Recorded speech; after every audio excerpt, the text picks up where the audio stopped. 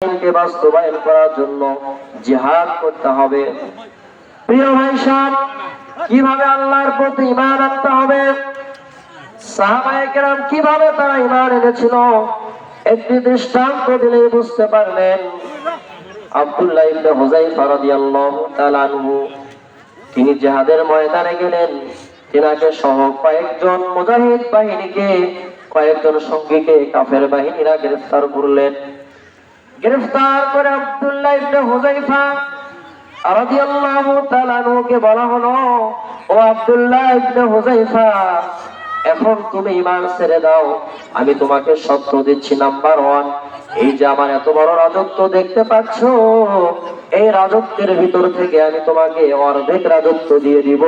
শর্ত হলো তোমাকে ঈমান ছেড়ে দিতে হবে। আব্দুল্লাহ ইবনে হুযায়ফা বলল, ও কাফের বাহিনীর দল, শুনে রেখো, যদি তুমি আমাকে সম্পূর্ণ রাজত্বটাই আমাকে দিয়ে দাও, আমি তবুও ইসলাম থেকে দূরে সরে যাব না। একবার যে আমি কালেমা পড়েছি, কোরআনুল কারীমের ছায়ার নিচে এসেছি, আমি এক মুহূর্তের জন্য ঈমান থেকে আমি দূরে সরে যাব না। জোরে বলুন আল্লাহু আকবার।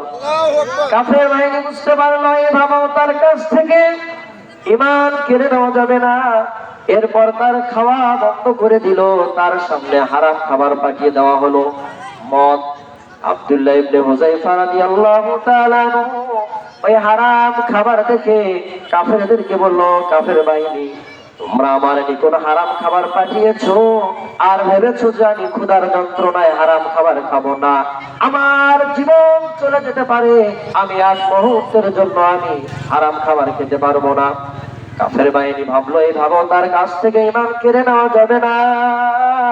এরপর সুন্দরী রূপবতী একটা মেয়েকে সাজিয়ে গুছিয়ে আব্দুল্লাহ ইবনে হুযায়ফা রাদিয়াল্লাহু তাআলা আনহুর নিকট পাঠিয়ে দেওয়া হলো। আর ওই মেয়েকে বলা হলো, তুমি ওই আব্দুল্লাহ ইবনে হুযায়ফার সঙ্গে কথা বলবে। বলে, আব্দুল্লাহ ইবনে হুযায়ফা যখন আবার তোমার দিকে তাকাবে, এতে করে সে জিনার সঙ্গে জড়িত হবে, ঈমান নষ্ট হবে।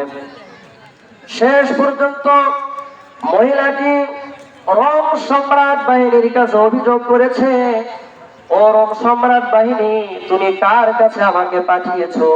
কোন গাছের কাছে পাঠিয়েছো নাকি? গাছ যেমন কোন মানুষের সঙ্গে কথা বলে না, আব্দুল্লাহ ইবনে হুযায়ফা আমার সঙ্গে একটি কথাও বলেনি। শুধু তাই না, আমার দিকে একটি বারের জন্য তাকায়নি না। এরপর আব্দুল্লাহ ইবনে হুযায়ফা তেনার বিপক্ষে আরো তারা কঠিন হয়ে দাঁড়ালো। সেই সময় রোম সম্রাট বাহিনী গরম কড়াইয়ের ভিতরে আগুন গরম করে, তেল গরম করে আব্দুল্লাহ ইবনে হুযায়ফা রাদিয়াল্লাহু তাআলা আনহু কয়েকজন সঙ্গীদের ভিতর থেকে একজনকে ওই গরম কড়াইয়ের ভিতরে, তেলের ভিতরে নিক্ষেপ করে দেওয়া হলো। সঙ্গে সঙ্গে তিনি শহীদ হয়ে গেল। আব্দুল্লাহ ইবনে হুযায়ফা রাদিয়াল্লাহু তাআলা আনহু তিনি কাঁদতেছেন, তিনার চক্ষু দিয়ে পানি পড়ছে। তিনি কাফেরদেরকে বলল, ও রোম সম্রাট বাহিনী, শুনে রেখো, তোমরা হয়তো ভেবেছো যে আমি মৃত্যুর ভয়ে কাঁদছি। না না না, আমি মৃত্যুর ভয়ে কাঁদি না। আমি এজন্য কাঁদি, আমার জীবন তো একটা, আমি যদি একবার শহীদ হয়ে যাই আর আমি শহীদ হতে পারবো না।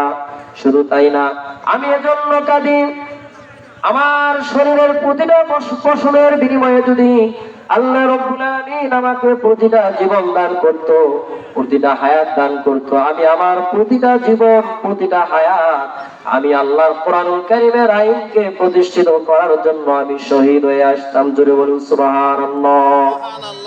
দেখুন সাহাবায়ে কেরামের ঈমান কেমন ছিল।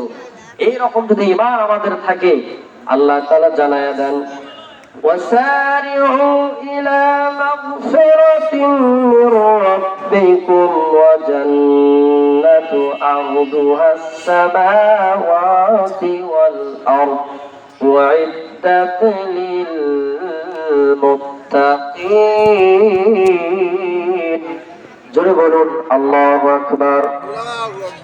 আল্লাহ রাব্বুল আলামিন জানান, তোমরা তোমাদের পালনকর্তার ক্ষমা এবং জান্নাতের দিকে ছুটে যাও।